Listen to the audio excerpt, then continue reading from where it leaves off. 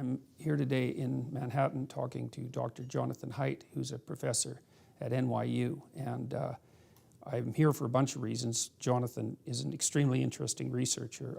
I've been following his work on disgust and political belief for literally for decades. He was one of the first people who started to do serious research on disgust, which is its own emotional system and therefore very much worth attending to.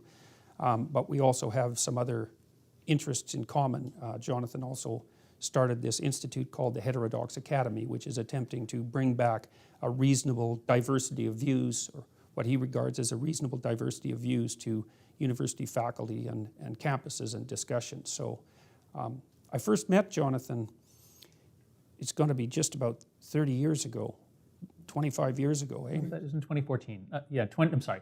It was in 1994. Oh, it was in 1994. Yeah, right. So, yeah, you came to do a job talk at Harvard for an assistant professorship position, and I'd been aware of your work on disgust then and agitated hard for them to hire you because I thought it was of great significance, which turned out to be exactly the case. So what do you remember about that? I remember I was so excited to have an interview at Harvard. It was my only interview. If I didn't get that job, I had no job for the following year. And it was a very strange day in which I didn't feel particularly welcome or wanted. And then I had my session with you in which here was this guy who he actually got a job at Harvard, and he was studying Jung, which is like almost taboo. And he was talking about dreams and creativity. And so that was the bright memory of the day, was our hour-long conversation. Yeah, well, I was also really interested at the time and now in the biological basis of behavior, right? And so, and in the relationship between fundamental motivational systems and thought, because obviously our thought is grounded in fundamental motivational systems. And your work on disgust, which maybe you can tell the viewers a little bit about, was really interesting to me because it was an emotional system that hadn't been studied much. I mean, you were really one of the pioneers in the psychological study of disgust. Well, the way to explain it is that Paul Rozin, my advisor at Penn, is the pioneer in the study of disgust. And he'd studied it as a food-related emotion. And he'd written a bit about it being a moral emotion. And I was a graduate student at Penn, and I was interested in morality. And I was reading the Bible, and I was reading anthropological accounts of different countries and different cultures. And at the time, morality was all about reasoning about harm, rights, and justice. So Lawrence Kohlberg was the leading figure in the field. And because I was looking at morality across cultures, and when you look across cultures, it's not just about fairness and harm and rights, it's about menstruation and food taboos and skin lesions, and it's very physical. And I was, why do so many societies, why is it like the normal default way of being is to somehow bring the body into morality? Why is that? And so I just happened to be at Penn, where the world's expert in disgust was, and I went to talk to him, and that started one of the best collaborations of my life. And what it led to is a broadening of the moral domain, basically. There's a sort of a Western secular approach that you see in Western philosophers. Either morality is about harm and utilitarianism, and let's minimize harm, or it's about rights and principles, Immanuel Kant. And a much better way psychologically to think about morality is virtue ethics. It's just a lot of stuff. We have just a lot of stuff that we judge on. And this led me eventually to realize that people on the left and people on the right care about different stuff. Everybody cares about harm and fairness. But the stuff about keeping boundaries around the group, build a wall, protect the group, hold the group together, hate traitors, everybody can do that, but right-wing morality builds on these additional foundations of these additional emotions and foundations. So that work on disgust that I was just beginning to talk about then when we first met in 1994 led eventually to what we now call moral foundations theory. And with about 5 or 6 colleagues, if you go to yourmorals.org, you can take our test, you can learn all about it. But it led to the perspective that ultimately was, I think, the right perspective as the cultural war was heating up and as left and right were essentially becoming like different countries, different cultures. So it's not obvious on first consideration why disgust would be a moral emotion. So, most of the work that's done that's outside of the disgust realm, I would say, is predicated on the assumption that the reason that conservatives in particular, but perhaps people who are more authoritarian in general, draw boundaries around their territories because they're afraid of the other. But that isn't really how it plays out, as far as I can tell, because conservatives, for example, are less neurotic than in the big five trait sense than liberals, although it's a minor difference. But the discussed issue seems to be particularly relevant. So can you tell us a little bit about why disgust per se? Well, first, conservatives are a little less neurotic, but they also, if you do very low-level perceptual experiment, just like a puff of white noise in the ear, people who react more strongly to any sort of very low-level threat, are more likely to vote Republican in this country. So there are all these interesting personality differences that lead to different politics. But as for why disgust, so I'm a Durkheimian, I would say. I love the sociologist Emil Durkheim. And I'm a social psychologist, so I'm always thinking not about people as individual utility maximizers, but people as members of social groups, people who are totally focused on belonging in their social groups, and people who have some pro-social motives about keeping the group together, about doing things that are good for the group. So as I try to argue in my book, The Righteous Mind, yes, we're selfish. There's no doubt that we often will do things to advance our own self-interest at the expense of others. But we're also really groupish, which means we'll do all sorts of things to advance our group at the expense of others. Basically, we're tribal. We evolved as a tribal species, and we have all this software, I would say, all these predispositions, these mental predispositions for life in tribes that are battling other tribes. And that's why it comes out so easily. If you look at the way boys organize themselves when they get a fraternity, the hazing rituals. When you look at the way, it's especially clear in boys, the way street gangs organize themselves. Girls' tribalism is a little different. But I would say this is, and that's why, again, I love the Jungian approach of archetypes. There's just this weird stuff that is pan-human. Even if it comes out slightly differently around the world, there really is a human nature, and it comes complete with a whole bunch of pre-designed ideas. So there was a new article, I think it was published in Nature, I'll try to find the link for it, it's about a year old, that was based on high-resolution imaging of neuronal connections. It's actually reviewed in Kurzweil's book, How to Build a Mind, I think that's the name of it. And so it turns out that the cortex is made out of these columnar structures that are pre-organized units of neurons, and they're replicated across the entire cortex. It's basically the same structure. And like the older, let's say, connectionist idea was that neurons that fire together wire together, right? That's Hebb, and of course that's pretty standard neurology, but the columns are already pre-wired, so it's actually columns that fire together, that wire together, but there's even more with the high-resolution scanning.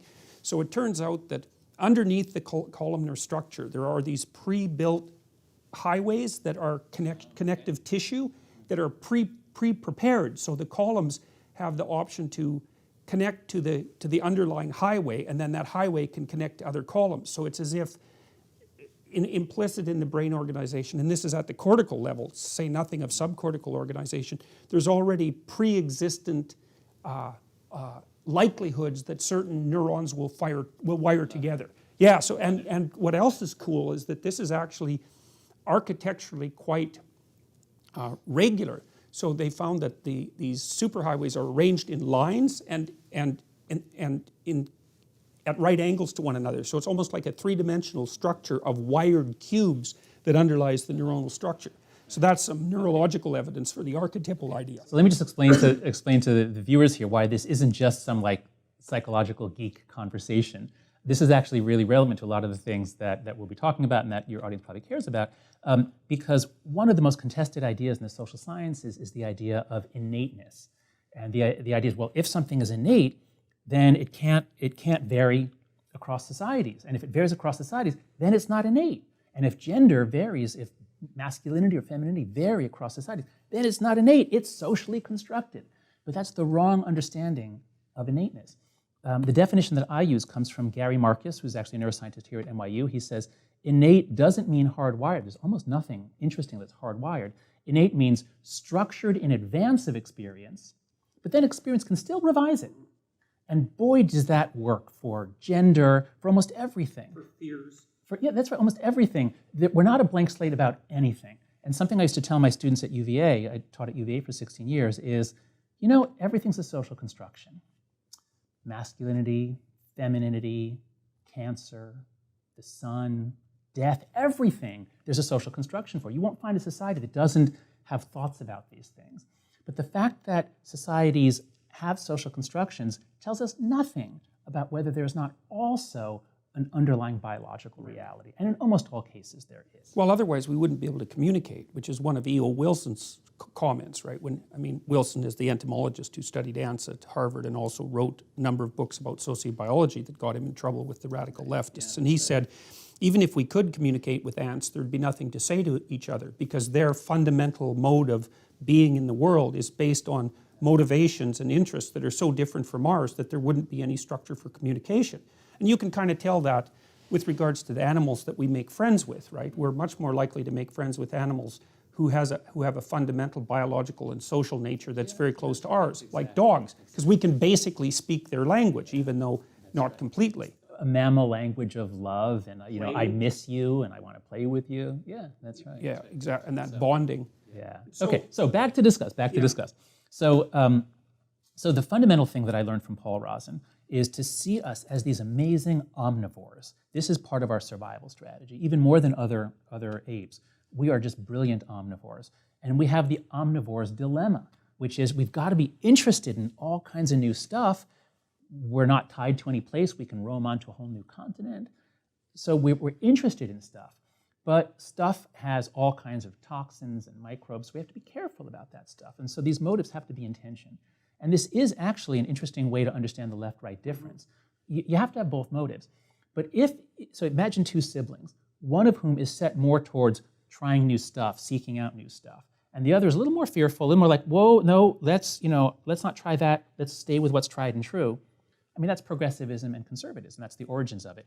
And if you look at kids' behavior at the age of 2 or 3, it does predict how they'll vote much later. Not hugely, but there is a clear prediction there. So, so disgust is part of a regulatory system about our engagement with the world. And whether we are just sort of out there and we seek out variety and diversity, we think diversity is just a great thing, or whether we want a little more order, structure, predictability.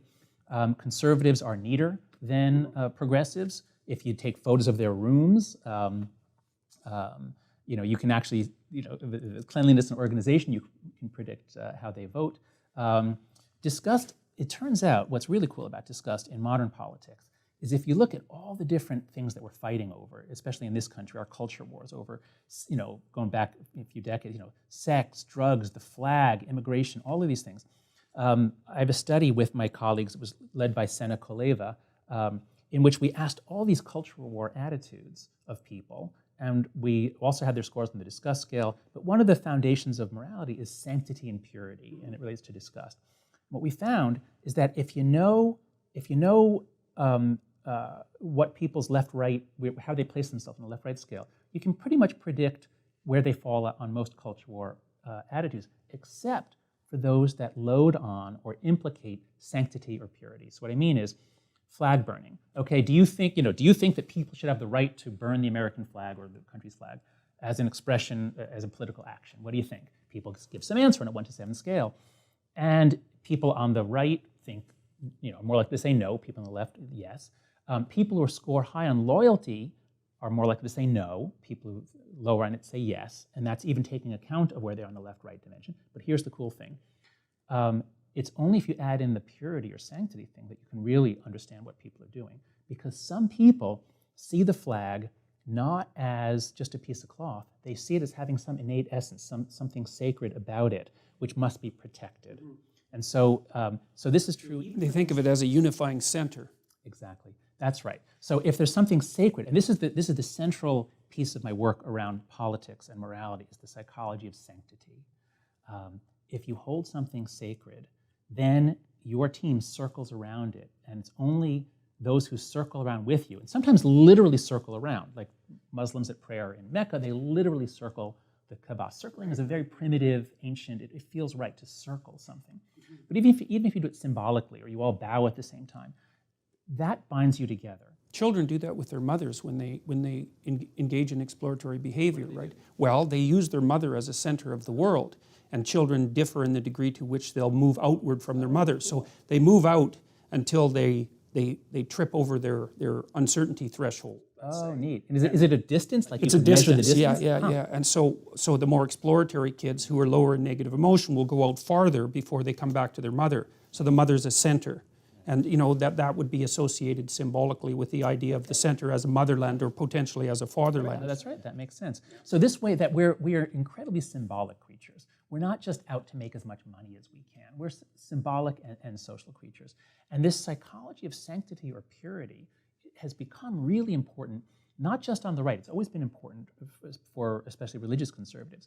We're beginning to see it even on the campus left. And this is why I think we see some of the odd things we see on campus, that the campus must be kept as a sacred and pure space. One of the things that really alarms me about what's happened on campus in the last couple of years is that the older idea we had that it's a place for contesting ideas, it's a zone of enormous choice, people can take what courses they want, say what they want, it's kind of a wonderful free-for-all with norms of respect. It's now becoming much more of a religious zone where the perimeter of the campus is the boundaries, and within they're blasphemy laws basically. And I really started noticing this when you look at the videos of the Middlebury protest when Charles Murray spoke at Middlebury. And as everybody knows, he was shouted down. So the students are chanting, and they're chanting in unison, and it seems like a religious revival meeting. And they're swaying, and they're saying their sacred, racist, sexist, anti-gay, Charles Murray, go away. It's like a ritual incantation. So that to all define the space as safe, and it's safe in a kind of a not maternal yet, way. Not yet. So far, all that's happening is they're binding together, they're moving, and synchronous movement and call and response. So it's using a lot of tropes from religion and religious worship. But here's the cool thing.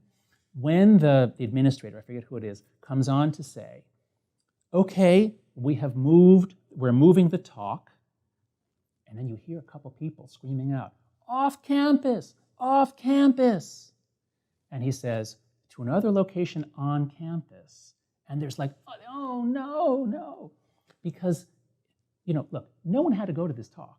So everyone could have just stayed home. And the students did succeed in shutting down the venue, so they could have declared victory. But it's not a full victory unless he is physically off the campus. We can't have him speaking on campus because that defiles us, that pollutes us. We must shut that down. And that's where I started saying, wow, this is like full-blown psychology of religion, Durkheim, sanctity, purity, blasphemy. And that, I think, that doesn't describe most students, but that describes as sort of the core, those who really have their identities wrapped up in this movement. Okay, so with disgust, I wanted to ask you a couple of things about that. So, the Big Five research into political differences basically shows that the liberals are high in trait openness and low in trait conscientiousness, and the conservatives are the reverse. But we've fragmented conscientiousness into orderliness and industriousness with the Big Five aspect scale. And orderliness is strongly associated with disgust. So right. It sounds like Freud, yeah. Right, exactly. It does sound a lot like Freud, but it also is in accordance with your observations that conservatives have neater spaces, for example. So now, and their meetings start on time. Yes, and yeah, exactly, right. So then the nexus for political belief seems to be openness. So that's that exploratory tendency that you talked about, exploration of ideas and creativity, and low orderliness. And so then I thought, well, why in the world would the political nexus go across those dimensions, which are relatively uncorrelated? Then I thought, and this is in keeping with your work on disgust, is that it's an issue of borders, which of course seems more or less self-evident in the wake of Trump's election when he talked about borders. But you might say, and I think this is reasonable, that the conservative is someone who wants the borders between categories to remain intact no matter what level of analysis. So it's borders from the highest resolution level of cognition all the way up to the actual physical borders of rooms, towns, states, countries, all of that. So the borders should be thicker. And the reason they want that, now there was a paper published in PLOS One, I don't know if you saw it, it was a couple of years ago, it was a mind-boggling paper. It should have been like front page news as far as I was concerned. And what the researchers did was between countries and then within provinces or states within countries, they correlated the level of frequency of infectious disease with authoritarian political beliefs, and found a walloping correlation. It was like 0.6. It was one of the highest, for those of you who don't know, social scientists never discover anything that's associated with anything else at a correlation of 0.6. Other than heritability. Right, other than heritability, yes. And so what they found was that the higher the prevalence of infectious disease, the higher the probability of totalitarian or authoritarian political attitudes. And then they controlled for governance, because one of the questions was this top-down authoritarianism or bottom-up authoritarianism? And the answer was that it was bottom-up. Okay, and so I thought about that from two perspectives simultaneously. At the time, okay, so we identified disgust sensitivity with orderliness, so it's, say, a fundamental subtrait. Then I was reading this book that was called Hitler's Table Talk, and it was the recordings of virtually everything he said at dinner from 1939 to 1942. Yeah, so it's a spontaneous utterance, say, and it's full of discussions about Jews and gypsies and all the people he tormented, but what's really interesting is all the language is disgust. It's not fear. So Hitler's basic metaphor was that the Aryan race and country was a pure body, and that it was assaulted by parasites, right? And then I remembered what happened to the Native Americans when the Europeans showed up and shook hands. What happened was that 95% of them were dead within 50 years, right? Because of smallpox and measles. And so that border issue that separates conservatives from liberals, let's say, is the conservatives say, the novel is potentially contaminating. It's not so much that it's dangerous, that's different, that's fear, it's contaminating. And the liberals say, hold on a minute, if you make the borders too thick, then information can't pass through. Exactly. So that's the omnivore's dilemma right there. Right, right. And then since we have a biological architecture on which our cognitive platforms are erected, we have the same attitude towards abstract information, which would be ideas, that we do to things like food or illness. Right, right. And so we can think of an invading idea or a polluting idea or a contaminating idea. That's right. I'm a big fan of George Lakoff, metaphors we live by, that we use our bodily schemata to think about abstract things like politics and like what our policies should be about borders and immigration. There's a Canadian psychologist, Mark Schaller. He and his colleagues have developed what they call an account of the behavioral immune system. Yeah, right. That we don't just try to, microbes killed probably many more of our ancestors than did lions and tigers and bears. And so whoever can keep themselves and their children from being exposed to fatal illnesses wins the evolutionary game. And so a lot of that is judging carefully about people. Is he dangerous? Is she dangerous? And that's both for sexuality, for contact, for all kinds of association. So yeah, in a lot of ways, our emotions and our bodily interactions structure how we think and feel about social and well, even with the Black Death in Europe, I mean, so the Black Death occurred in Europe when the Europeans started to move around the world, and they brought back rats that were infected. Exactly. So what you saw there was both of those forces at work at the same time. So the European expansion produced a tremendous interchange of ideas from all around the world. That's globalization, but it wiped out somewhere between 30 and 60% of the population at the same time. So wouldn't it be good if in every society or every organization we had some people who specialized in saying, hey, what are the opportunities? And then we had other people who specialized in saying, well, but what are the risks? And it just so happens that a lot of people have trouble doing all that in themselves. When we have systems that are well constituted with people who have different personalities and different motives and goals, we actually can get better outcomes. We can have a discussion between them. Yeah, well, that's exactly why. It's for that precise reason that I've been so interested in free speech as a value, because, well, even on the economic front, it's pretty obvious, if you look at things economically, that the entrepreneur types who start businesses are lumped in with the liberal creative types. We've done a lot of work on the prediction of entrepreneurial behavior and ability, and it's openness that's the big predictor. It's not the only one. It's openness and IQ, fundamentally. But for managerial and administrative expertise, it's IQ and conscientiousness. So the liberals start businesses, but they can't run them because their interests flit and they don't have the organizational ability. And the conservatives can run them, but they can't continue to transform and expand them. Yep. So yin and yang, yin and yang. Yep. So one more thing about what happened in Nazi Germany that's very relevant and interesting, because it's useful to get these motives right. first of all, if something disgusts you, if you're afraid of something, then you run away from it or you freeze. But if something disgusts you, you try to burn it or kill it, right? You try to get rid of it or expel it. That's right. You want to get it away and destroy it. So when Hitler first came to power, he put in a bunch of public health schemes, like he had vans that went around and screened people for tuberculosis. And then he went on a factory cleanliness campaign. So the factories were supposed to be tidied up. And he bathed about 4 times a day, by the way, and was also a great worshiper of willpower, which is associated with orderliness, and seems maybe to be associated with disgust sensitivity in some way that isn't yet understood. Yeah. I don't understand that connection either. So he convinced factory owners in Germany to get rid of the rats and the mice and the insects in the factories, and also to clean them up and beautify them. But the gas they used to clean up the factories was Zyklon A. And it was the variation of that gas, Zyklon B, that was then used in, so you could see this ramping up. So it was, absolutely. So it was public health, then it was social cleanliness, then he went into the asylums and cleaned them up. And so it was just this expansion of who was contaminated and who was impure. And I think also his fascination with fire and his use of fire symbolism was also associated with that appeal to purification, because the whole idea of purification by fire is a very ancient idea. So, okay, so how did your work on disgust change the way that you looked at things fundamentally? I mean, you gave some indication of that already, but what else has it changed? So, since I was coming out of a psychological literature that was very focused on sort of secular ethics about justice and fairness, and then I began studying disgust and looking at the broader moral domain that almost all societies have.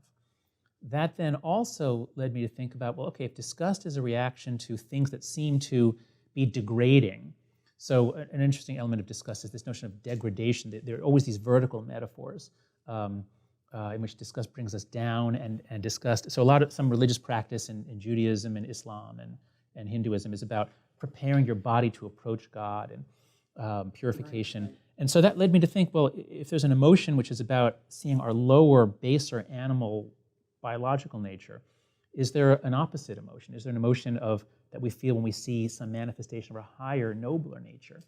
And I was just beginning to think this when I moved to UVA. I got my first job at the University of Virginia in 1995, and I read the set of Thomas Jefferson's letters.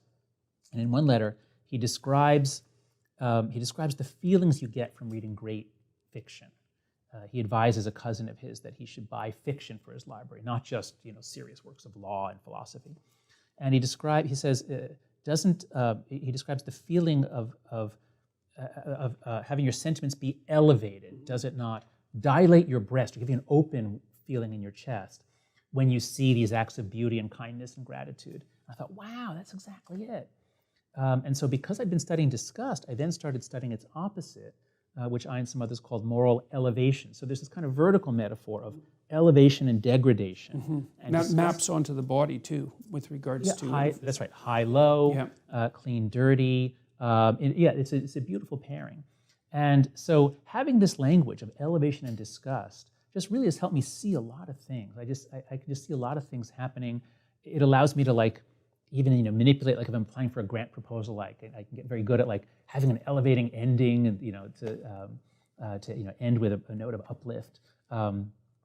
And so it just broadened my thinking about morality, and this was around 1995. And so again, it just prepared me so that, and I'd already been to India by that point. I spent 3 months doing research in Orissa in eastern India. So it just broadened my thinking, and that's what allowed me, finally, to understand conservatives, because I had always been on the left. I hated Ronald Reagan.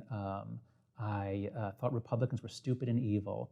And it was only when I'd gone to India and really tried to understand a traditional, religious, hierarchical, gender-stratified society, tried to understand it in their terms. I didn't try to just bring in my own Western left-leaning perspectives.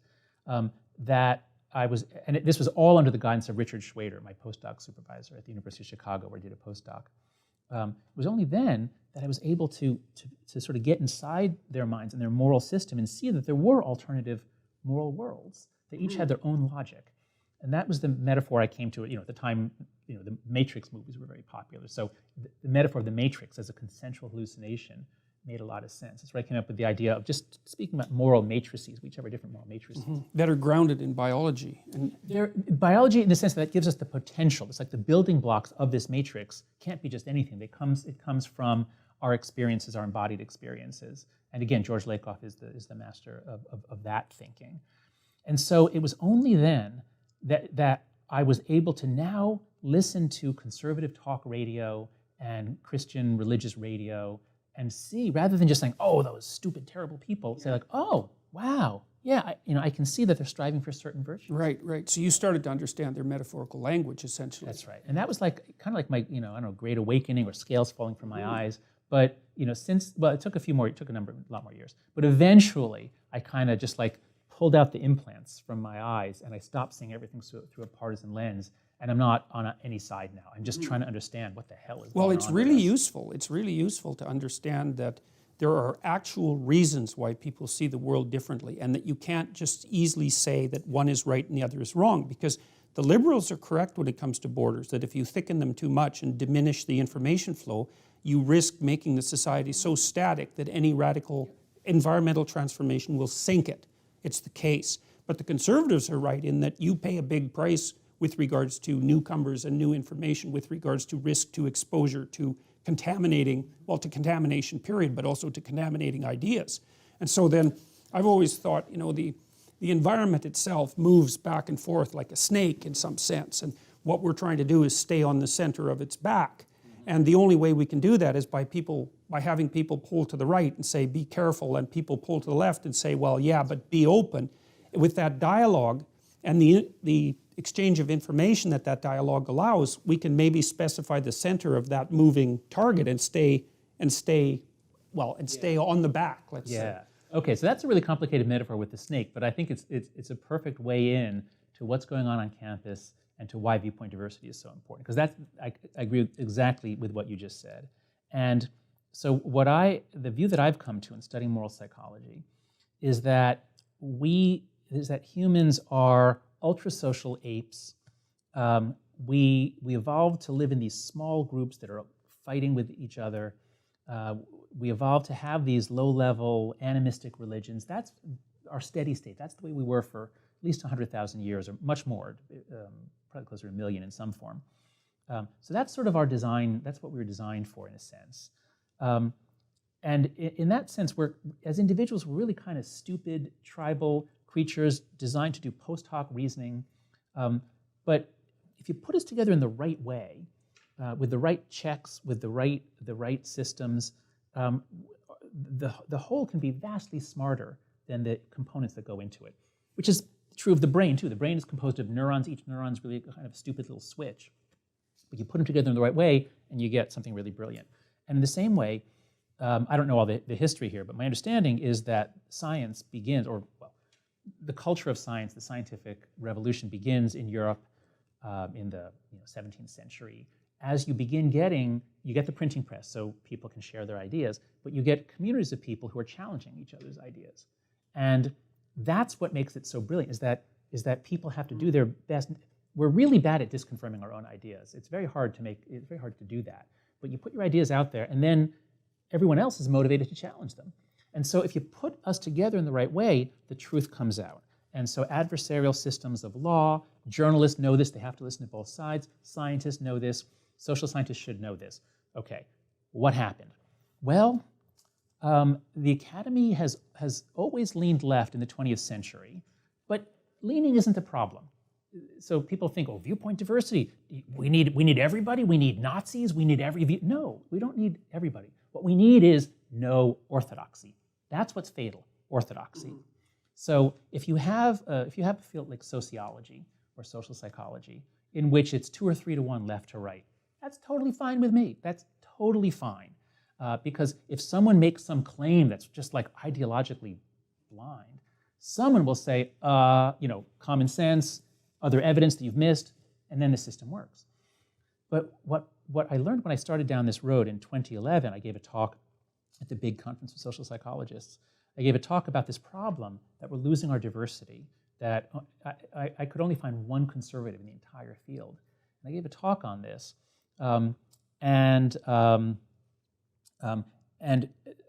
So what I've learned since then is that the ratio in psychology was between 2-to-1 and 4-to-1, left-right, all the way up to the early 90s. We've gathered together all the studies we could find. So all the way up to the early 90s, it's only 3 or 4-to-1, left to right, which would be okay. But then between 1995 or 4 and 2010, it goes to 14-to-1.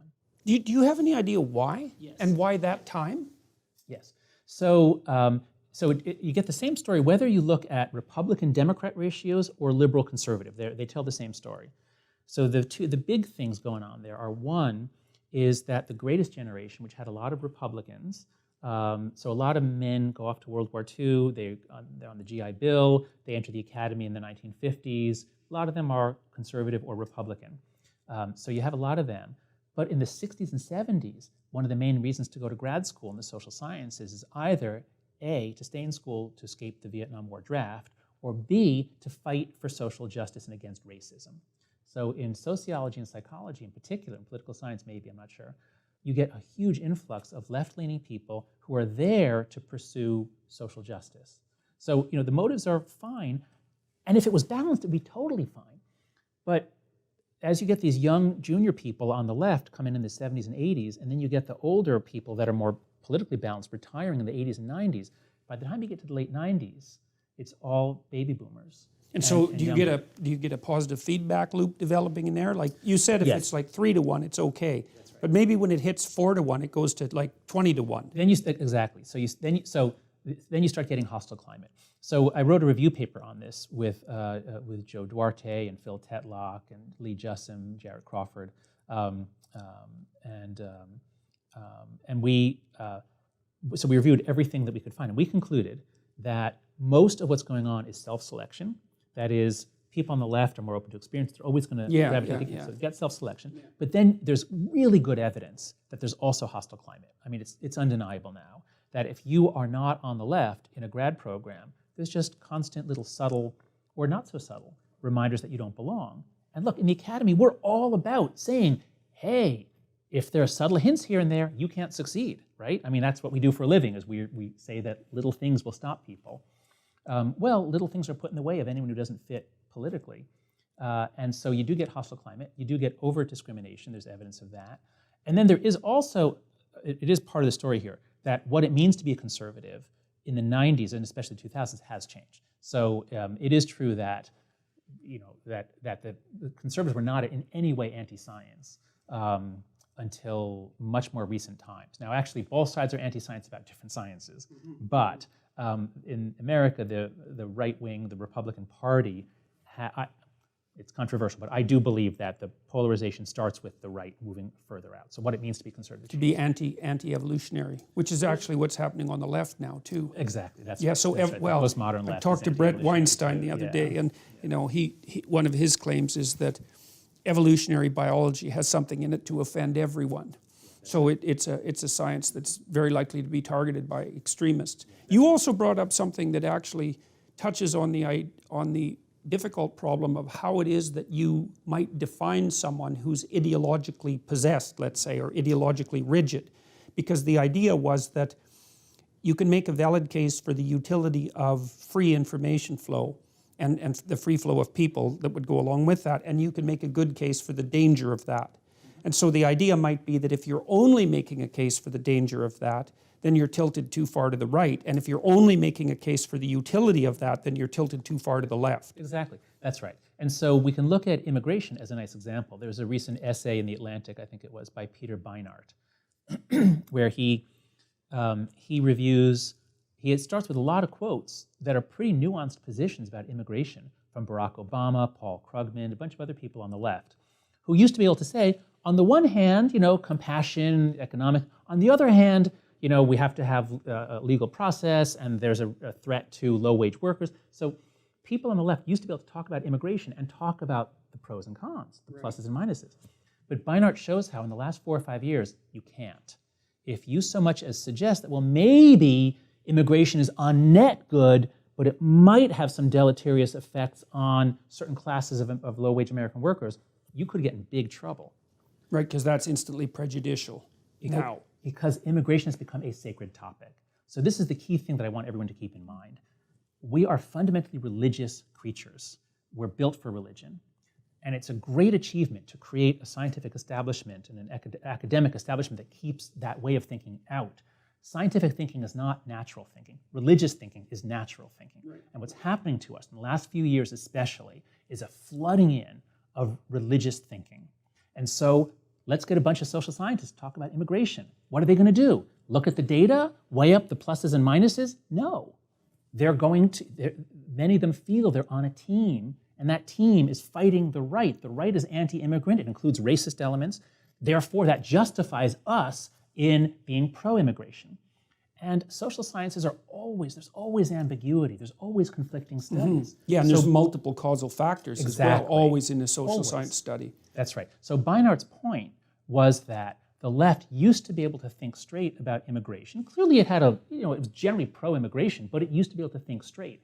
But in the last few years, a religious orthodox mindset has overtaken it. Okay, so we might as well also point out that it's a primordial religious mindset, right? Because I mean, there are I don't mean Christian or Jewish. I mean ancient, tribal, small scale, lots of gods. Right, right. Well, so then one of the things that you might suggest is that when you throw out a sophisticated religious structure, an unsophisticated religious structure comes in to fill the gap. I do think that's true. Okay, Yes, okay. So that's definitely worth thinking about. So yeah, that's right. So that's right. The thing with religions, we have to clarify fundamentalism is the problem, not religion.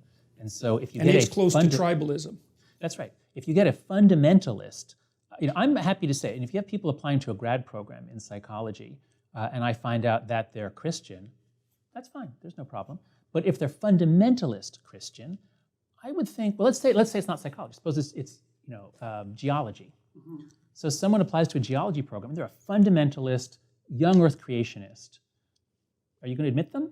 No, I don't think you should. They're not able to do the right kind of thinking based on what we know to be the case. They're not in the scientific paradigm. They're not in the scientific, that's right. So if we wouldn't admit a fundamentalist Christian to a geology program, why would we admit someone who is just as fundamentalist about certain moral and political issues into a sociology program or into a psychology program? If they come in knowing what the right answer is, committed to that right answer, likely to get angry at anyone who contravenes that right answer, and showing signs of closed-mindedness, I don't think they belong in a grad program. Yeah, I guess the question is, how in the world do you set up mechanisms to ensure that you're not swamped by fundamentalists of any sort? So those are people who are reducing everything to a single cause. It's something like that. How can you implement a structure that protects the organization against that without the structure itself becoming totalitarian? Because these things spin out of control so fast. Yeah, but so I think what we have to realize in the academy is that we face an existential crisis. We rely an enormous amount on public goodwill. We get enormous tax subsidies, direct research support, and recent polling shows that while Democrats have always had a higher opinion of the universities than Republicans, until 2 years ago, everybody thought universities are a good thing. Yeah. They make life better. So Americans have been very supportive of higher education. There have been rising gripes on the right, but it's only between 2015 and 2017 that now Republicans go from saying mostly universities are good things. In 2 years, they go way down and say universities are bad things. They're making things worse. Now, how is this news greeted? Pundits on the left are saying, oh, those Republicans are so anti-science. Look how ignorant they are. They now hate universities. Come on. Anybody who's been watching the news, anybody who's seen the mobs, the shout-downs, the illiberal behavior, the metaphor I use is like, Americans on the right and left are really supportive of the military. It's one of the few institutions that we still hold in high esteem on both sides. And so the Republicans more than Democrats. So suppose you had Gallup polling showing Republicans like the military more than Democrats, but both really like it. And then suddenly, in 2015, we started seeing video from all over military bases, the military academies, in which the military leaders are overtly right-wing. They're saying terrible things about leftists and progressives, and the midshipmen and the cadets and everybody is mobbing the occasional liberal, and they're behaving in a really despicable, scary, and intimidating way. What do you think the left would now think about the military? Obviously, support for the military would plummet. And that's what's happening in America with universities. We are losing the support of half the country. This is unsustainable, especially in red states where they control the purse strings. So I think we have a major crisis. I think we've got to go into crisis mode, and we've got to clean up our act. So just as we're doing in psychology with the Replication Project, we recognize that our methods weren't good enough, and we're doing a crash course, thanks to Brian Nosek and others, the Open Science Project. We're really trying to improve our game. Thank God, we need to. I think we have to do the exact same thing about partisanship and our duties. Okay, so let's talk about Heterodox Academy, because you set that up, this organization that you should tell everybody about, in precisely to deal with this issue. And so I'd like to know about it, how it's growing, what it's doing, what your aims are, all of that. Yeah. So I gave this talk in 2011, laying out the fact that we have no more conservatives in social psychology, and why this makes it hard for us to find truth. And in the months after that, a few social psychologists resonated with the message. They said, "Wow, I think you're right. I have some data on this." So the five of us, or six of us, wrote this paper. It came out in Behavioral and Brain Sciences. Charlotta Stern, I'm sorry, was the sixth one that I forgot to add in before. We got this paper published in Behavioral and Brain Sciences. It came out, it was sort of online in 2014, but it came out for good in the summer of 2015, which coincidentally was the same summer that my article came out with Greg Lukianoff called The Coddling the American Mind. That was about things going on with undergrads. But our concern was entirely faculty. It was just the nature of the academic community, the research community. So we got these two things going on, summer of 2015. And then that summer I hear from Nick Rosenkrantz, a law professor, who says we have the same problem in law. And Might even be worse in law. Well, it's really bad in Canada in law. Okay, because, and as he points out, we're training all these students, they never meet a conservative, then they have to go argue cases in front of judges, half of whom were appointed by Republicans. They have no idea what a conservative thinks. This is malpractice. We got to train it. So, and I hear from a sociologist, Chris Martin, same thing in sociology. So the three of us said, hey, this is a big problem for the whole academy. Have you looked at faculties of education? Oh my God, those are the worst. By worst, I don't know the numbers, but in terms of the vindictiveness, the pressure put on any non-conforming opinion, my impression, I don't have data, but my impression from the letters I get is that education schools and social work schools are the worst. That's exactly in keeping with my understanding as well. It's hard to tell which of those two are worst. I would say it's the faculties of education because they have a direct pipeline to kids. Oh, in terms of their effects, yes, far more pernicious. Yeah, that's right. But equally warped, let's say, but more pernicious. Right. And the things that are happening in the Canadian education system as a consequence of that are so reprehensible. It's and we should get to belief. that because it's happening here too with these ideas filtering down to high school. I've been so focused on college, now we're discovering the problem is actually baked in. The illiberal attitudes are often baked in by the time they arrive. Yes, and purposefully, like in Canada, increasingly, the radical leftists have control over curriculum development, and they're starting to develop social justice curriculums, which is what they call them for kindergarten kids. Yeah, that's right. So really... So let's finish up with Heterodox Academy, and then we'll get back to the earlier grades. So originally, three of us decided to put up a website. I invited all the other authors from the BBS paper. We invited a few other people who were working on this. And so for the first year, we had this project. It was called heterodoxacademy.org. We put the site up on about September 10th, I think it was, of 2015. And it was just a community of researchers who are studying the problem of the lack of viewpoint diversity. Well, 5 days later, the protests start at Missouri. So these are racially motivated protests or protests about racial insensitivity and racial problems at Missouri. And at first it seemed like this is just a Missouri problem, but coming in the wake, of course, of Ferguson and all the videos we saw of unarmed black men being killed by police, a lot of these concerns spread to other universities. The protests aren't just about race, but it was that fall of 2015, especially the Yale protest, when the president of Yale validates their narrative that Yale is a racist place, we have to reform Yale, then it spreads nationally. And now suddenly this is not just a faculty issue anymore. So even though at Heterodox Academy we're mostly focused on the faculty, we're now seeing it's a complex ecosystem with all kinds of forces acting on universities, so that between 2015 and 2017, the danger of speaking honestly about what you think about an academic or intellectual proposition has skyrocketed. The risk of being mobbed, ostracized, formally investigated.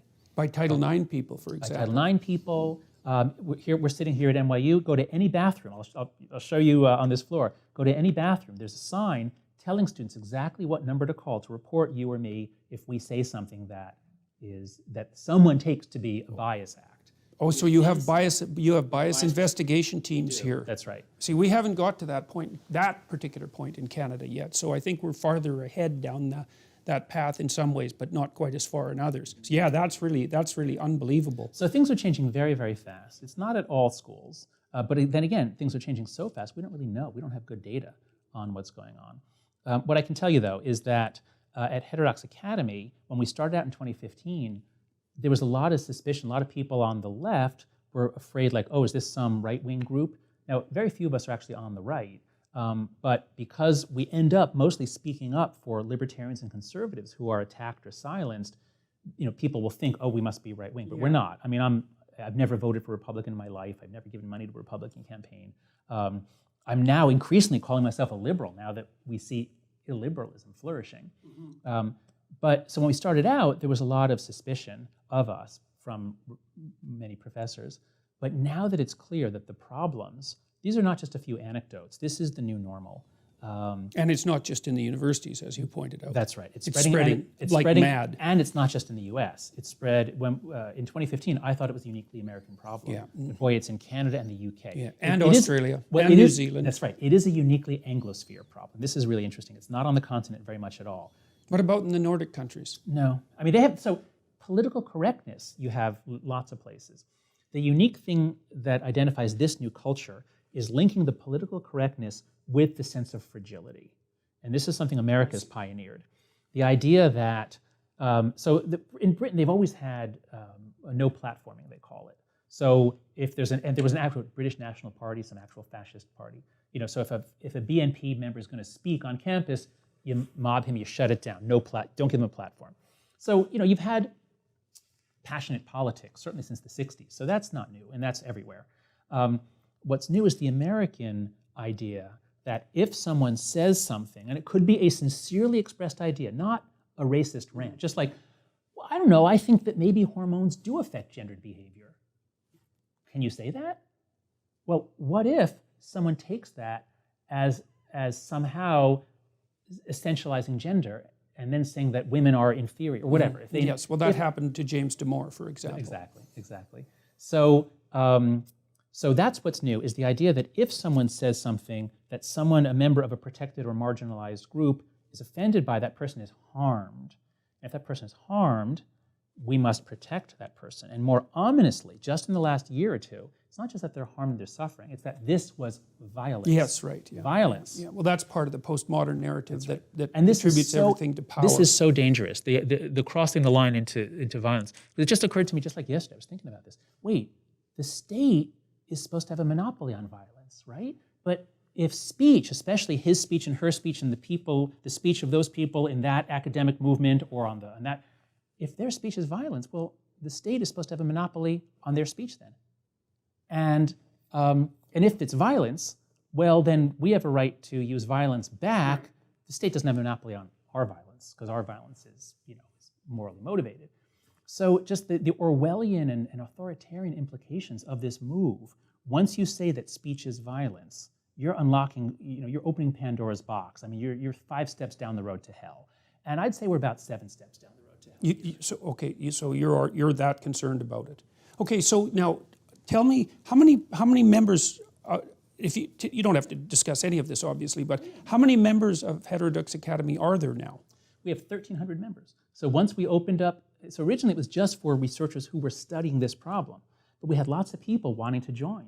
And so we said, well, okay, why not? And so we just said, all right, as long as you're a professor, that is, you have a PhD, you're living more or less the life of a professor, you have a university affiliation. So we now take adjuncts if they have a PhD, we take postdocs. Basically, if you're in the guild, if you're living the life of a professor, and you're concerned about the rise of intimidation, frankly, if you're concerned that our wonderful institution, I love being a professor, I love the academy, and I feel like it's not just losing public respect, it's losing its ability to function. It's losing its ability to teach and do research on politicized topics.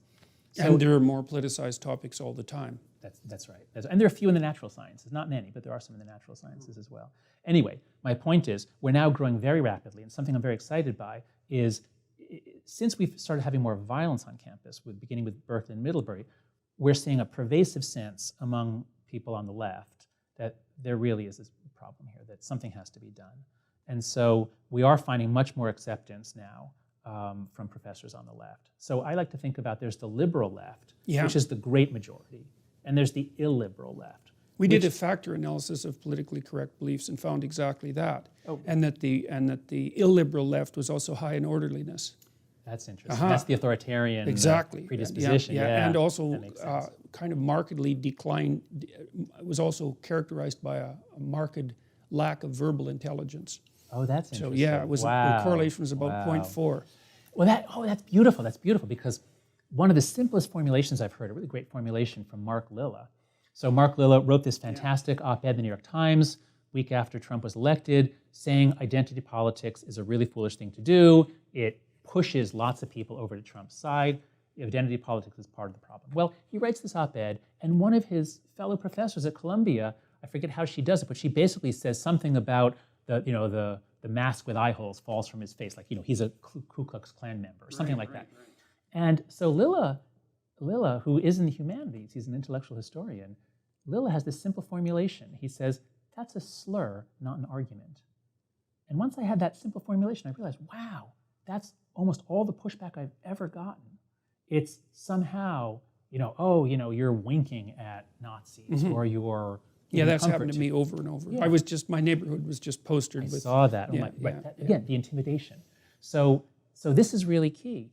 We're supposed to be all about, you can say anything you want, you can make any argument you want, if you can support it, if you can back it with reasons. This is critical thinking. This is what we're supposed to train our students to do. Well, and it's not only that you can say anything, but you can say it, there's a boundary on that, which especially if you're a scientist, less so in the humanities, but if you're a scientist, the things you say have to be vetted by people who are going to be critical of them, right? So not only can you say something, that's right, there's accountability built into it. That's right. So I didn't mean to say you can say whatever you want like a racist rant. I mean, you can put forth any idea you want if you can back it up. What we're seeing with anything politicized is it's not about backing it up. Students are learning rhetorical techniques to link their enemies to something racist, sexist, homophobic. Something contemptible, something contaminating. Disgusting. Yeah, That's you right. bet. Exactly. And those are the things that are not only worthy of being destroyed, but that you have a moral duty to destroy. Exactly. So that's right. So it's almost like the immune system. I forget how exactly it works, but there's some cell that tags a cell as enemy, enemy, and once that tag is put on the cell, that attracts other, I forget what kind of cell, to mob it. And so we should look into this metaphor of the immune system. Yeah. Because once you're labeled as a racist, students don't have to read you, that it doesn't matter what you actually say. You will now be attacked on campus. It's also, too, that once you're labeled that way, if someone defends you, the label is contagious, right? That's right. In and that's exactly the dynamic same of manner. a witch hunt. That's how we know we're in this super religious territory of witch hunts, that if you stand up for someone, you are tagged, and then you will be mobbed. Right, and that's why an there's infectious so much disease. Exactly, and that's why there's so much cowardice on campus among both students and faculty. People are afraid to stand up.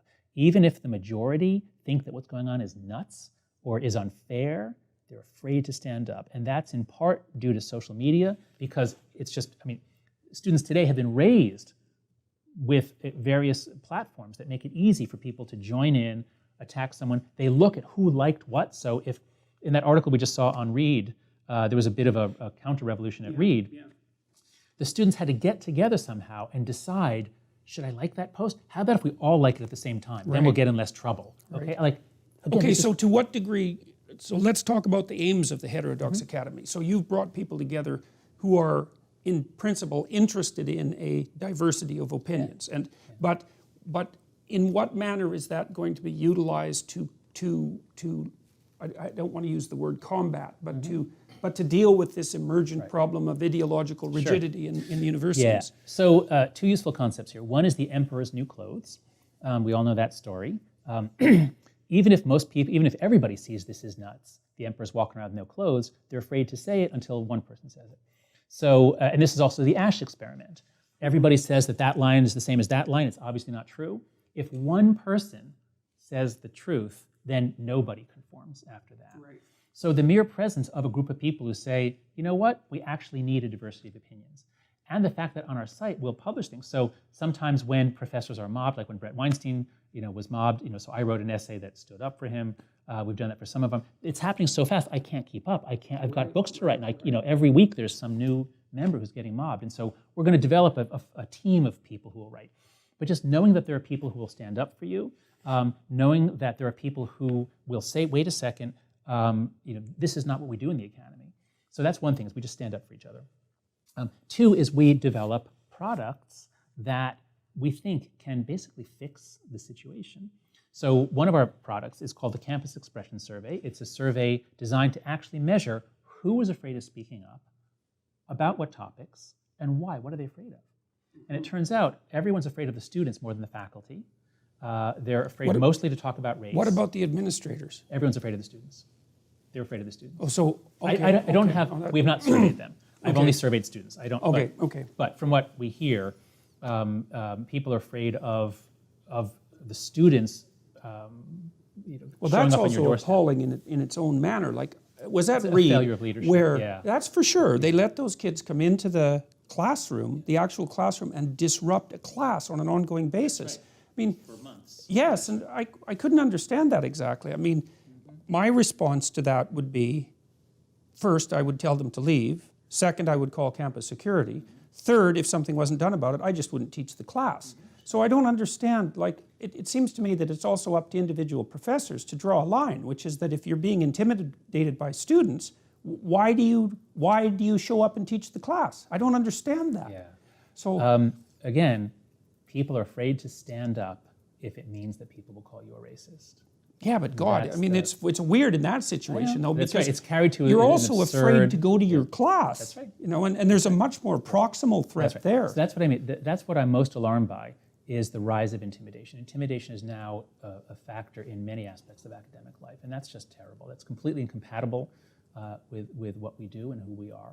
Well, it's especially appalling given that whatever happens in the university campuses, like one of the questions I've faced in Canada is, well, why should we care about what's happening in the Ivy Towers? Because you're going to hire these people next year. You are, well, yeah, well, there it's the hard, like what's happening in the campuses is going to happen in society in 5 years. That's right. That's already how happened. it goes. It's already happened. So this is actually an important point. I just gave a talk at a big law firm here in New York, where they're very devoted to diversity, but they're doing it right. They're really thinking about diversity, like why is diversity good? And so they have a whole month on viewpoint diversity, which is just fantastic. And what I'm learning from talking to a number of people in the business world is that in the last year, there are now all these pressures on leaders to endorse this, condemn that, sign this open letter. Most of that's coming in through human resources. That's right. That's right. But it's the same dynamic we have on campus. And the answer to it, so if anybody watching here, if you run a business, if you have friends who are in business, I think there are only two stable equilibria. One is that every organization is just either all right-wing or all left-wing, but that would be disastrous. So either you just say, okay, we're on one side. That would be terrible. The other is what we call the Chicago Principles of Free Expression. The University of Chicago has the best statement out there on how the university provides a platform on which multiple views can contest. The university does not take anyone's side. That's the only other stable alternative. Right. And I think leaders need to do this in business, certainly at universities. So we're encouraging every university to adopt the Chicago principles, because a lot of what mass action is an attempt to compel the authority to come in on your side and punish your enemies. Yeah. And so that has to stop. So how effectively is the Chicago statement how effectively is the Chicago statement being disseminated? How rapidly are universities signing up? There a few signed on early in this whole crisis. Purdue, there are about 10 or 15 that have endorsed it or something like it. It's not enough to just endorse something, but if you have leadership that's committed to creating an open platform in which people can disagree, one thing that's very encouraging, I've been invited by a number of university presidents to come speak. We have all kinds of innovations at Heterodox Academy to foster a more inclusive climate in which people can actually engage with difference. there's a lot of interest. So I think the university leaders were very slow to react. They didn't want to alienate certain factions of students, but they're almost all reasonable people. They're almost all liberal left, not illiberal. Yeah. They're horrified by what's going on. They know they're sitting atop a powder keg. They don't want things to blow up in their face, as happened at Evergreen. So this brings us to our another product, the one that we're most excited by. So it just went online today. It's called the Open Mind Platform. If you go to openmindplatform.org, you can find we've developed an app. We have a whole library of readings and videos. We've developed an app that guides you through. We don't just say, here's how to engage with different viewpoints. We start by saying, why is it good? And we make the case that you need this. Everybody needs this. And two, we remind people that we're all basically self-righteous hypocrites. We have quotes from wisdom traditions around the world, and we've all heard this. So just a little bit of, you can call it emotional manipulation if you like, but just get people into a mindset in which they're willing to say, oh yeah, whoa, calm down. We're all too self-righteous here. And then we teach them some psychology about motivated reasoning. And only then do we teach them to engage with views that are not their own. So we've already run this in about 15 or 20 classes. The results so far look promising, that at the end of it, the measures show that students are more open to other ideas.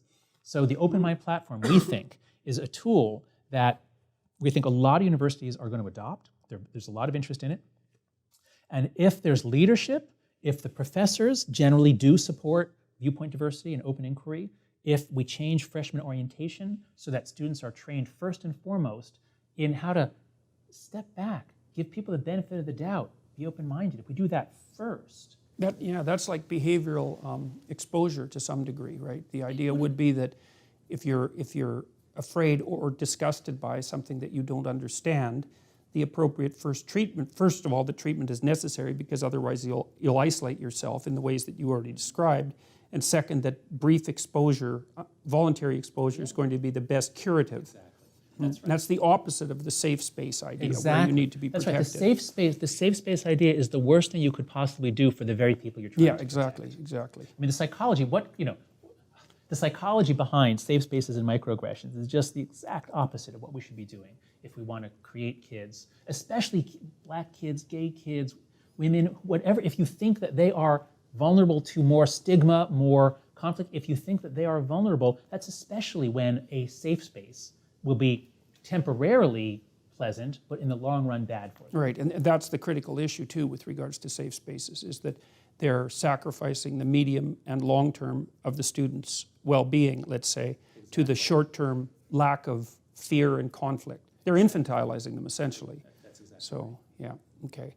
So, all right, so I was thinking about the discussion idea. I've got a personality test online now that's based on this Big 5 aspect scale, but it might be interesting as something for us to think about, to find people who are high in openness and low in conscientiousness or orderliness, and offer them the opportunity to engage in dialogue with people who have the opposite personality traits.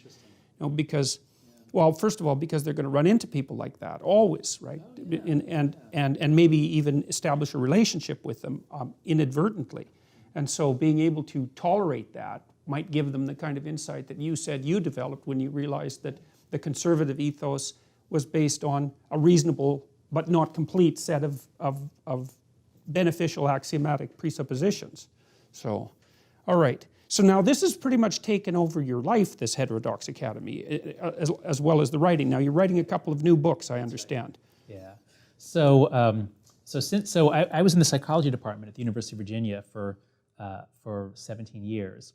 And when my book, The Righteous Mind, was coming out, I wanted to move to New York City for a year so I could do promotional work for it. And I just had, my second child was just born, and I knew it would be hard to fly from Charlottesville. So I just happened to get a temporary position here at Stern, at the business school.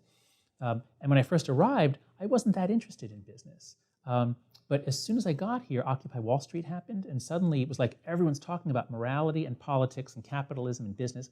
And then I started learning about the history of capitalism, and I knew nothing about it. It was fascinating.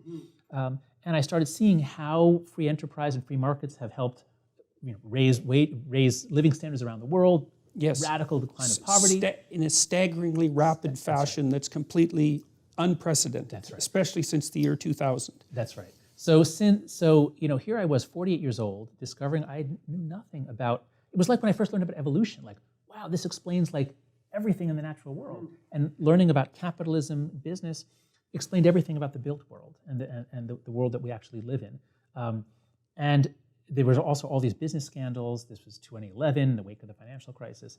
And I saw a huge opening to begin applying moral psychology to help corporations have better ethics. So everything I do involves applying moral psychology to help complex systems work better. So I've been focused on political polarization and governance for years before then, and that led to The Righteous Mind. And then I got here to Stern. They offered me a job during that first year, and I took it, and it's been fantastic. It's been really exciting. It's like a whole new, almost like being back in grad school, a whole bunch of new things to learn. It must be a kind of a shock, an existential shock to be in a business school in some sense. No, it's not. It's not a shock. I mean, it's a different culture. It's much more open in the sense that it's so diverse, like the things people are doing. There's not like a way that we do things here, and it's much more open to applied projects, to actually having an to impact applied on the world. projects. And so it was a perfect time for me. Like I just, The Righteous Mind, that wraps up like the first half of my career. Like everything I did is in that book, and now it's time for something new. And that new thing was going to be looking at how morality or moral psychology both underlines or is the foundation for our ability to do capitalism, like contracts, reciprocity, all sorts of things, and how our left-right divide from The Righteous Mind makes it hard for us to figure out what's true. Like, if you raise the minimum wage, does that help or hurt the working poor? Right. If you're an economist on the left, it obviously helps them. If you're an economist on the right, it obviously hurts them because fewer of them have jobs. And you can gerrymander the measurement devices to Exactly. produce the conclusions that you want, which is a big problem. That's right. So I'm supposed to be writing a book called 3 Stories About Capitalism, The Moral Psychology of Economic Life. And so I started traveling around the world, looking at how development is going in various countries. I did a 3-month trip to Asia in 2015. I came back from Asia. My article came out with Lukianoff, The Coddling the American Mind. The BBS article was published. And I thought, okay, now I can get back to this, keep writing this capitalism book. And then the universities kind of began melting down in the fall. And then we started Heterodox Academy. And so, yes, it has taken over my life. It's basically a full-time job in addition to trying to write I'm also working on a book. So Lukianoff and I didn't want to turn our article into a book because we thought we'd said everything. But man, have things been happening fast. Mm-hmm. And we've learned so much more since we wrote that article. And you wrote that article when? How long ago Well, we was wrote that? it in late 2014, and then we edited it in early 2015, and it finally came out in August of 2015. And so in last October, Greg wrote to me and said, John, I think I do want to turn the article into a book because we know so much more now, and the problem is so much more serious than it was. And the evidence, my God, the evidence about the mental health crisis of adolescence. When Greg and I wrote the article, we saw lots of hints that depression and anxiety were going way up. Yeah. And we think that's related to the overprotection. Yeah, let's talk about that just for a second, then Sure. go back to the book. So I've got a potential demographic explanation for that in part. Well, and I don't know if you guys have looked into this or not. Well, there's 2 things that I think might be contributing to it. One is 2 or 3 things. One is the average age at which children are, the average age at which people have children has gone way up. That's true. Okay, so why does that matter? Well, because I think people get more conservative and cautious as they get older. A little bit, but true, but it's a very small effect. Okay. And it's, wait a second, Okay. it's the having of the kids, which is what makes them more conservative. When you have kids, you are more threat sensitive, you're more likely to vote for the right-wing party. So just delaying childbirth wouldn't. Okay, what about fewer siblings? That would, yes. That's part of it. And this is what we're seeing in Asia too. When you have a lot of kids, you're not quite as worried. You don't have all your eggs in one basket. Well, and you can't be quite as worried, and the siblings raise each other. That's right. Right, and then there's a lot of And they dominance fight a lot hierarchies. more. Right? That's They right. play have a lot and more, fight. Exactly. It's the free play and the fighting, the working things out for themselves. Those are essential skills of adulthood. Okay, so then, all right, so we could also smaller develop, family size is part of it, I do right, agree. well, and then also what's happening increasingly in schools is that kids aren't allowed free play, and they're certainly not allowed rough and tumble free play. Exactly. That's right. That's one of the biggest things of all. So there are 3 giant, there are a lot of causes. This is actually it's a really fun puzzle because it's like the biggest social science puzzle of our age. What is happening that's making so many of our systems go haywire? and I'm focusing on the universities. The big three, I would say, are one is the loss of unsupervised free play. Yeah, okay. And Peter Gray has been brilliant on this. He's at Boston College, showing how even among young animals, they have to practice the skills for adulthood. Yeah. And getting in Pegs have conflict. shown that too. Exactly. So getting in conflicts and then dealing with it, and sometimes losing, and you Right. come back. Having a game in which there's a problem, but you have to work it out or the game stops. That's what kids always did. Yeah. It's only recently, in the beginning of the 90s, that they're always supervised because we're afraid if we take our eyes off them, they'll be kidnapped. And that was never a risk. Never a risk. You know, I've kind of wondered about this gender flexibility issue as a form of delayed fantasy play. You're getting Freudian on me. Go ahead. Well, How does this one work? because it looks to me like that is, you know, when kids are little and 3 and 4, say 3 to 7, they do a tremendous amount of identity play. You know, they pretend they're animals, they pretend they're parents, they pretend they're girls if they're boys, they pretend they're boys if they're girls. Like, they really do a tremendous amount of identity play. Right. And one of the things that's been really puzzling me is, well, what happens if that isn't, if they never have an opportunity for that because they're not engaging in fantasy play? Maybe it's just delayed till adulthood. Oh, that's interesting. So, because play, it's almost impossible to overstate the importance of that rough and tumble play, and then the fantasy play that enables you to adopt different identities, and then the negotiated games that you talked about that enable people to handle both victory, but even more importantly, loss. That's right. So No, that's plausible. That could well be. I have no opinion on. But the big three factors that I think are explaining part of what's happening on campus are, one, the loss of the unsupervised play, so that the kids there's always an adult present, and so they come to college and they expect there to be an adult or dean, somebody, if there's a conflict. That's one. Two is social media, which hit just as iGen, internet generation. This is Jean Twenge's work. You know, we used to think that the millennial generation ends in 1998 or 2000, but Jean Twenge shows, looking at 4 large data sets, that birth year 1995, kids born in 1995 and after are really different. Their values are different. They have much higher rates of anxiety and depression, especially the girls. Boys have gone up, girls have gone way up. And the reason seems to be that Facebook lowered its age. So in 2005, you had to be a college student at a certain number of colleges to get Facebook. In 2006, you could be any 11-year-old who lies and says that she's 13 and you've got a Facebook account. But then you're using it on your parents' PC. And in 2007, the iPhone comes out, and it saturates the market faster than any consumer product ever has. So by 2010 or 11, a lot of adolescents have Facebook and other social platforms. And this is just devastating, especially to girls, because it's not texting. Texting is just me to you, you know, that's back and forth. That's fine. That, you know, when we were kids, you called your friends on the phone. That's fine. The problem seems to be, according to Twenge, it's especially platforms in which you put something out and then you wait and see what everyone says about it.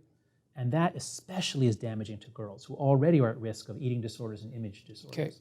Okay. So girls become more susceptible to negative emotion when they hit puberty. Well, yes, that's right. That's always been the case. But then there's another issue too with regards to female aggression. So, you know, it's clearly the case that males are more likely to be physically damaging / aggressive than females are. But what females use is reputation savaging. That's right. So that's Nikki Crick's work. Nikki Crick passed away a couple years ago, showed that if you add it all up, boys and girls are equally aggressive. But the boys' aggression is more physical, the girls' is more relational.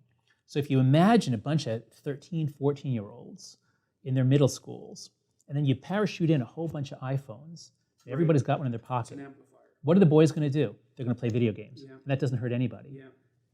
But the girls are going to use it to amplify the social interactions. So this is Twenge's explanation. I think it makes a lot of sense. So it's a catastrophe, it's a crisis, and we're really hurting, especially the girls. So we've got to change something about that. Anyway, but social media is possibly the largest single reason why things are going haywire on campus. The third big factor. And do you think it's primarily Facebook, or can you tell? Well, the kids use a lot of different platforms, but from what I hear, Instagram, Facebook, Snapchat. Again, the thing is, it's one to many. That's what's bad. Anything If you put something out there and you see how many people like it, Right. that's what's bad. Right, and there's always the threat that it'll go viral in a terrible Exactly. way. So that's like right. a hammer, Exactly. or There's the an- sword of There's Damocles an over your unlimited, head. that's perfect. Unlimited Sort of damage. Unlimited downside to saying something. So what do you do? So they're all Right. careful. Right, right. So I don't know if I want to like that post because, I could get in big trouble for it. Right. Well, the benefit to liking it is minimal, and the potential catastrophe for discipline. Unless you're expected to like it, in which case you Right. better like it because if you don't like it, you'll get in trouble. So it's a much more of a mob mentality. Kids are afraid. I'm not blaming the kids. I'm very sympathetic to them. These are my kids. My kids are 11 and 7. They're going to come up into this. So the kids have been raised in a social environment that's much more about mob formation and mob attacks and and defenses against mobs. And then the third factor then is the political polarization and the purification of our institutions. So if you imagine coming up in the 90s, when political polarization is going up, we're beginning to hate each other more across party lines, but it's not that hard, not that nasty. But it's been getting much, much more hostile. So that now, if someone goes to a campus Republicans meeting, if it's a Democrat who goes to a meeting of the campus Republicans, as happened at UC Santa Cruz a couple weeks ago, and someone finds out, so the hatred, the cross-party hatred, is so much stronger now, and many of our institutions are much purer. So if you went to college in the 90s, there might have been a few conservative professors around, but now there aren't. So as you said before, it's like exposure therapy. If you've never encountered a conservative idea, and then a conservative like Heather McDonald comes to speak on your campus, well, this is like a major immune response problem. We got to get the tribe together and mob her and shut her down.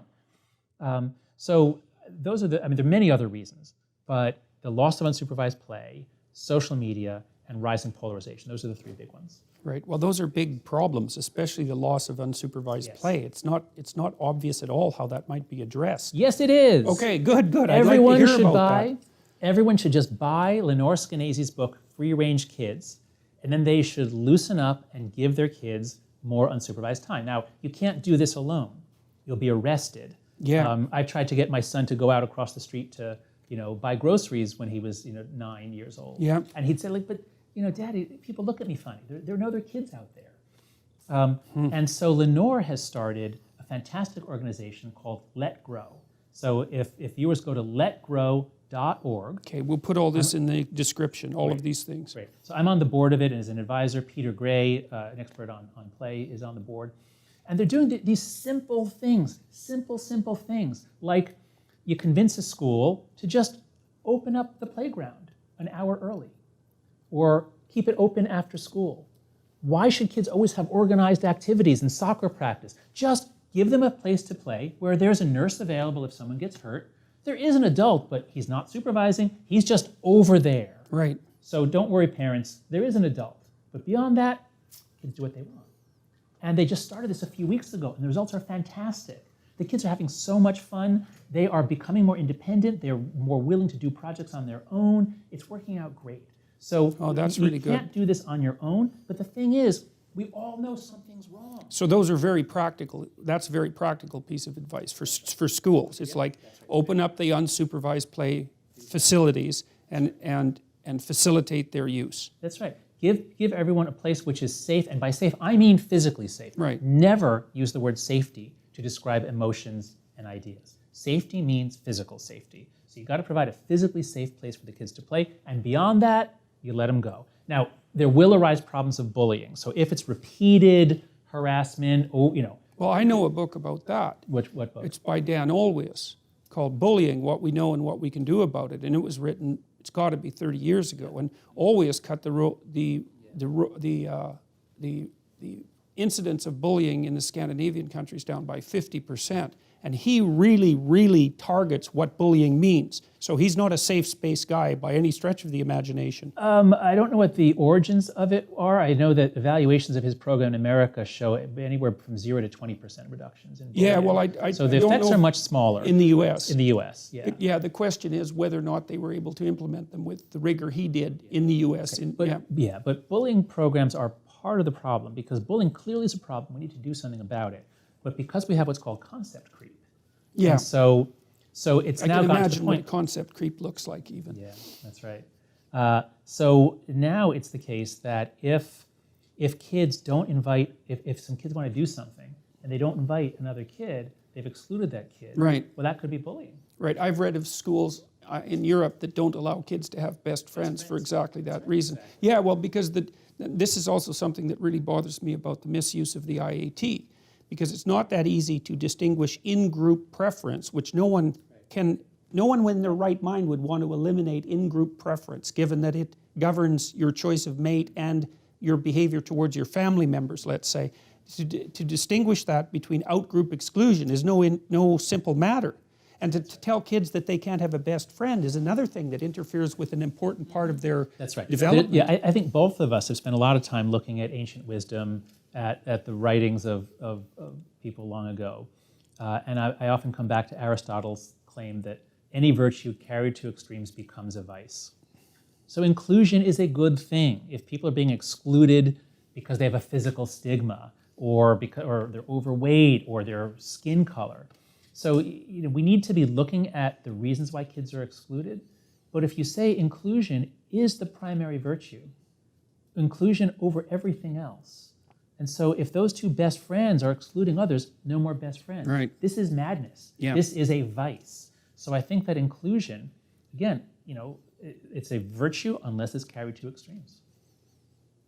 Well, that's probably a pretty good place to stop, I would say, unless do you have anything else that you wanted to talk about? We talked about the role of religion and the fact that people are naturally religious thinkers. Yep, we talked about the Heterodox Academy.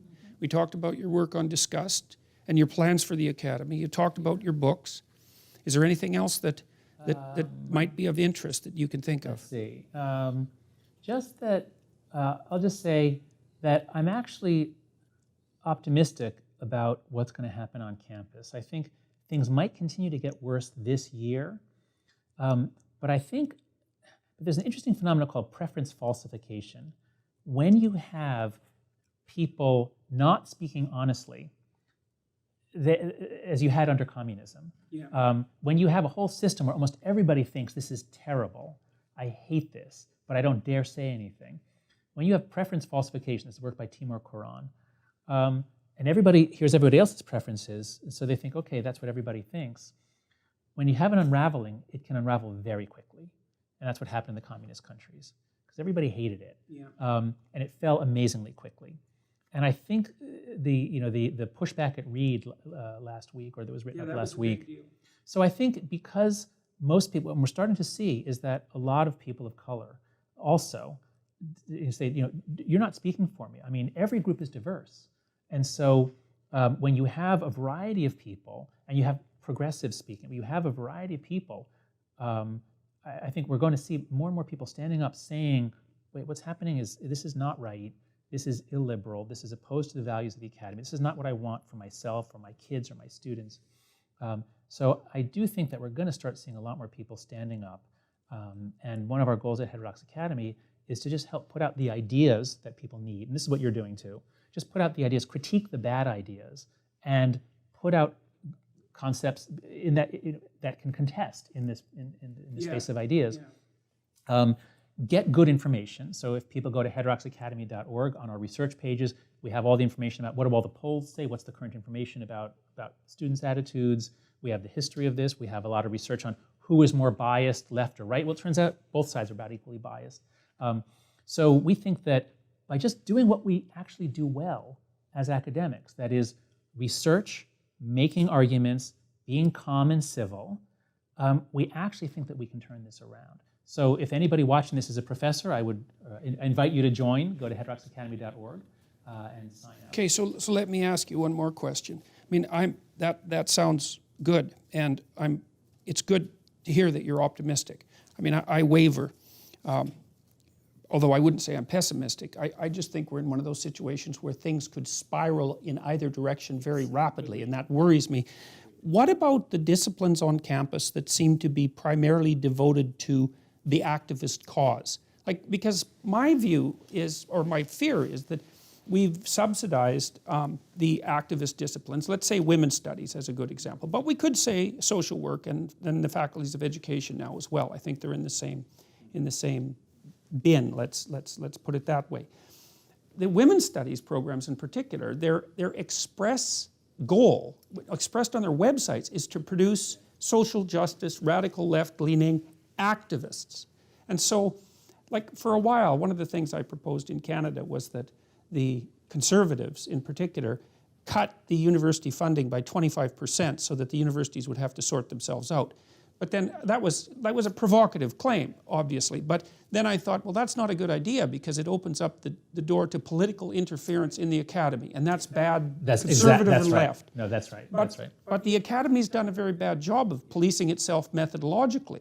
And we have these disciplines. Women's studies, I think, is a prime example, and that's been very much criticized in Canada by Janice Fiamenko, who used to be, yeah, she is, and she's not in her natural milieu when she's doing such things. You know, she's a brave and tough person, and she's gone after the women's studies types on methodological grounds, particularly. But there are people who are working full time at doing nothing but producing the kind of polar. So, what do you have any thoughts about that? Yes, I do. I think so. Here I teach in the business school here, and I teach a course called Professional Responsibility. And I teach my students about their fiduciary duties, their duties to their employers, the duties that we have to each other. And fiduciary duty refers to a very, very high standard of care. If you're managing someone's money, you know, you really have to be committed to doing what's in their interest, not in your interest. And I think we need that concept in the academy. We have, I'm not sure if we should call it fiduciary duties or just professional duties, but I think we have two primary professional duties that we must never, never betray.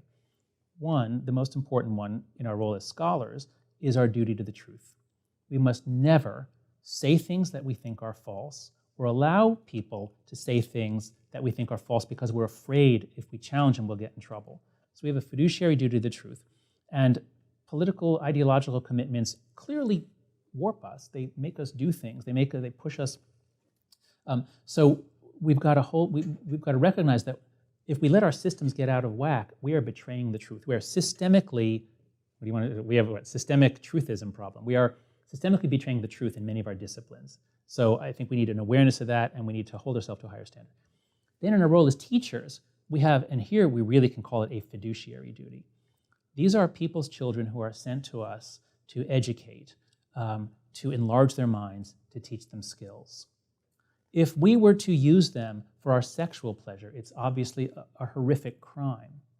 But what is it if we use them for our ideological purposes? If we say, you've given me your children to educate, I'm waging a political battle, I'm going to try to get use them as tools. Use them as tools. That is horrific. That is unacceptable. We are violating our duties. So I think we need right, but the response to that, especially from the postmodernist types, is that that's all there is. There's only ideological conflict. Well, that's right. Perfect. So back to your original question, are there problem departments? Absolutely. So I wanted to put forth these two commitments, to truth and to educating, not indoctrinating. Yeah. And universities that embrace these highest goals, like the University of Chicago, I think is the best candidate, will probably find that they need to do something about departments that don't live up to those goals. Other universities, and I think Brown is leading the way on this one so far. I mean, earlier in 2015, the president had all kinds of statements about Brown is committed to social justice, a bedrock commitment to social justice, she said. So if some universities choose to devote themselves to social justice, that's fine. Just be upfront about it. Say so. So students will know. If you want social justice training, you go to Brown. But if you want to actually be trained to find the truth, to do research, you go to Chicago. And I think we're going to see people flooding to Chicago and schools like it. So what I'm hoping. So that's the mechanism there. If they make their statements public, that the choice of the students will be to go to the universities that hold the principles that you just described over the other ones. It'll be a marketplace choice. Exactly. That's right. So that's why I said when I talked about the emperor's new clothes, we have a situation, we have a gigantic market failure in which our top universities are offering a product that most consumers don't want. Right. And so my prediction is that Chicago is going to see a huge surge of applications this year. And if that's true, I think other universities are going to follow suit. They're going to take notice. So I'm hoping that we'll see a schism in the American academy between those universities that stand up and say, this is madness, we are committed to providing a platform, we don't discriminate based on viewpoint and politics, that's the Chicago way. and those that say, no, we're about social justice. Come here and we will train you to fight for social justice and against the right. So if people have clear choices, then I think we're going to see a big change. And that's why I'm optimistic, because I think we're going to see that. All right. Well, thank you very much. It was great talking with you. So.